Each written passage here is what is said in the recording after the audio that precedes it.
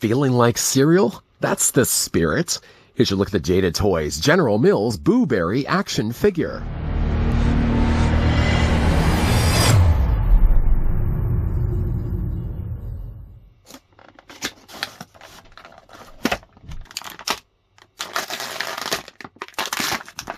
Add your favorite General Mills cereal mascot to your collection with this Boo Berry action figure. The Boo Berry figure stands at 3.5 inches tall and features articulated arms and head, so you can display him with your other figures in exciting poses or just have him enjoying a bowl of Boo Berry cereal. Boo Berry is also glow-in-the-dark for spooky and cool look in the dark. Well, I was about to grab my milk until I thought I saw something moving over there. Wait, there it is again. Oh, it's just a cat. Or was it? Just before we, of course, we get a closer look at the... Stop that. Before, of course, we get a closer look at the Jada Toys General Mills Boo Berry action figure, which, for all intents and purposes, I did actually want to do during Spottober. I had pre-ordered this guy way back in August, and finally he now started to ship. What was that all about?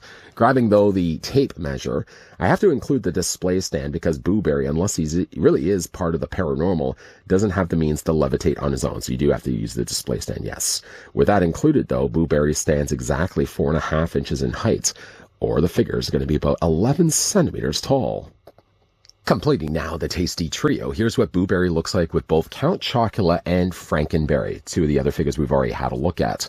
Now, this completes at least the original trio until eventually they had introduced Fruit Brute and Fruity Yummy Mummy. Recently, in fact, 2023's Halloween season, they introduced Carmella Creeper, but that's a long time from now. I'm happy we now at least have the original 3 cereal mascots, because long before there was Fruit Brute and long before there's Fruity Yummy, it was only just Count Chocula, Frankenberry, and Boo Berry. And I gotta say, the 3 together look really quite good.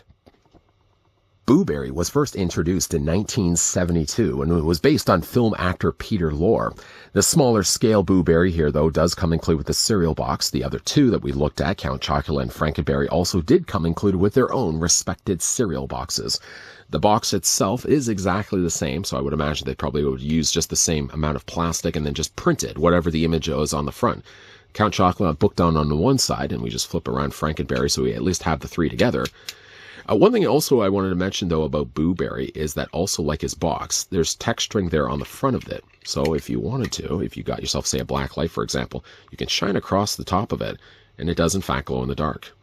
Boo Berry will also glow in the dark as well, and just to bring back in the box, if you were to shine it across the box, the outline of Boo Berry does also glow in the dark as well as the font above it as well.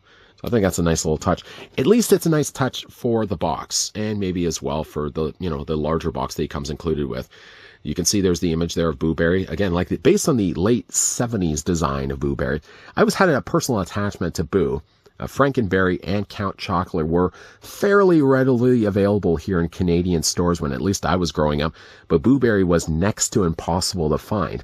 I always had to kind of go to one-off store when I was a kid just to find that one box of Boo Berry. They had a lot more boxes of Boo Berry on the shelf than just that, but Boo Berry was always the hardest cereal to find of the cereal mascots.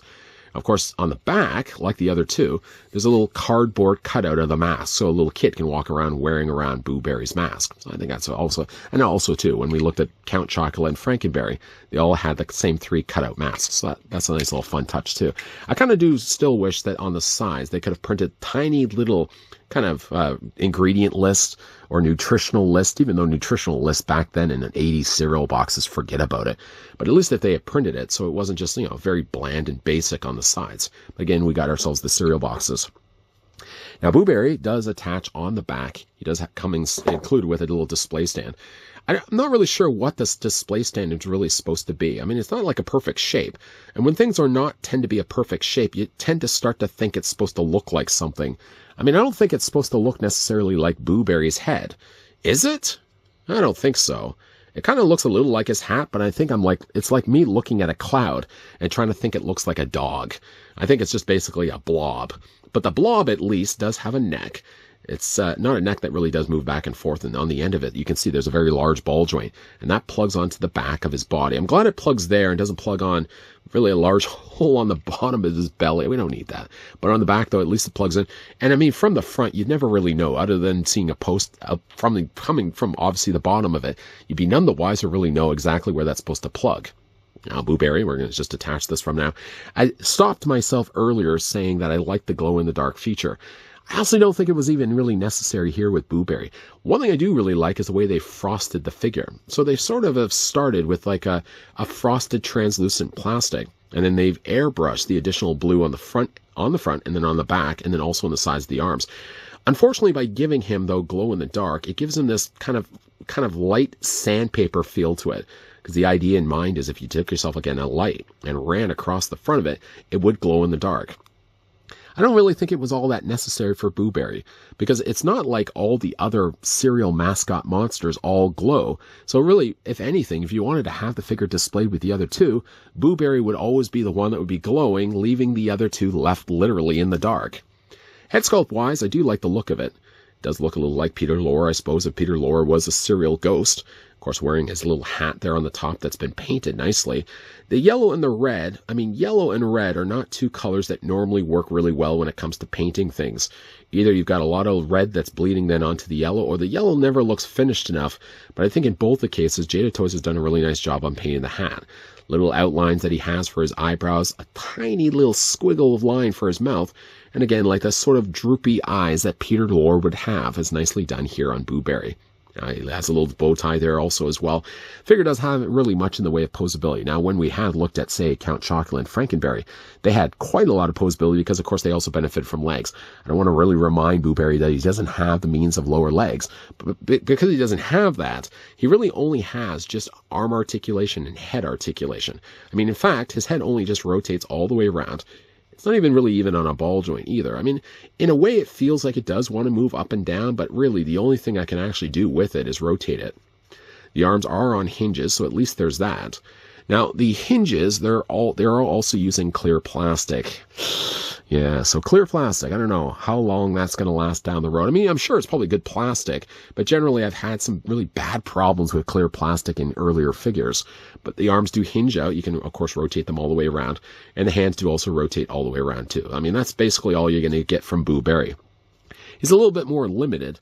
But again, like the idea with this guy is the fact that he's completing at least the original cereal mascots trio. And of course, we can bring back in, Frank and Count Chocula, for example.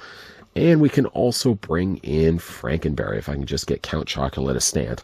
One thing also about the figures is with the other two, you normally had the means for them to be gripping, for example, their cereal boxes. So if you wanted to take, for example, the cereal box, you could just get it in between his fingers here. You could actually clip it. I'm having a harder time now doing it, but normally you would be able to clip the cereal box in between their hands. Maybe even have to soften up the plastic. I don't know if I would say Booberry would have the means to do that, because look at the size of his hands. There's no way you'd be able to have him holding the cereal box. So unlike the other two that were able to really hold their cereals, Booberry unfortunately can't. So you're just going to have to kind of have it displayed along the front of the figure. I do like the look of Booberry, but honestly though, while I like the idea that the box glows, and even like the larger box that the figure comes contained inside, I don't honestly feel like really he needed to glow in the dark. Because what it ends up doing though is while it's nice and sounds good on paper to have a figure glow that glows in the dark, unfortunately it means that during the day he sort of has like a coarseness to him. I don't know if you can actually see this or not. I'm just going to... Oh, maybe you would have been able... you can see a few of it. There's a few little sort of glittered pieces that come off every single time I start to move the figure around. So I just kind of wish that he didn't really have the glow-in-the-dark features, but I'm really finally glad, a little late on doing this, unfortunately, this review, finally glad to have Booberry join both Count Chocula and Frankenberry, some of my favorite cereal mascots growing up.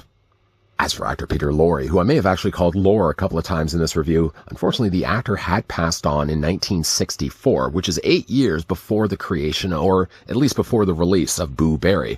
I wonder what the actor would have actually thought if he knew that there was a cereal mascot ghost based on his likeness. I'm sure he probably would have loved it.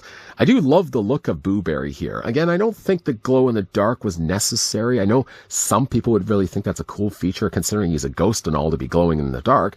But considering, again, like Frankenberry and Count Chocula, who I will be displaying next to alongside Booberry, in the dark, though, if you have one character that's part of a line and he's the only one that actually glows and the other two don't, I feel like I would have just preferred rather if he was just painted in the really nice frosted blue.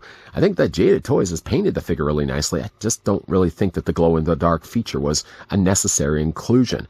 Fine to put it on the little tiny cereal box. Unfortunately, he can't hold, but I don't think it was, again, something that really needed to find its way onto the plastic. Of course, the figure does plug onto the back and does require a display stand, so make sure you always have that readily available. Nice-looking Boo Berry, limited on articulation, but he also doesn't have legs. Again, so there's that. What do you guys think of the figure? Let me know down below in the comments section. And have you been collecting any of the Jada Toys General Mills cereal mascots? I certainly would still be open to the idea that we are going to be getting ourselves a Fruit Brute and Fruity Yummy. I mean, obviously there's the newest one, but I'm still fine to get the original quartet. Is that a quartet? No, that's 4. Quintet? How many is 5 cereal mascots? Somebody can let me know down below in the comments section.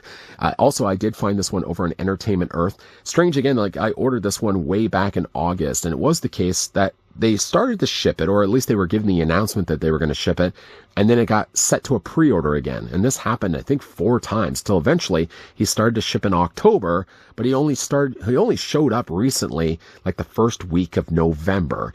So unfortunately, this guy didn't make the cut when it came to spooky-related videos, but at least we're getting a chance to have a look at him now. If you guys enjoyed this video, want to hit a like. If you guys are loving the content you guys are seeing, and you certainly would like to stick around for more, if you haven't already done so, make sure you hit that subscribe button down below and you're turning on the bell notification. Of course, as always, guys, thanks for watching. See you guys next time.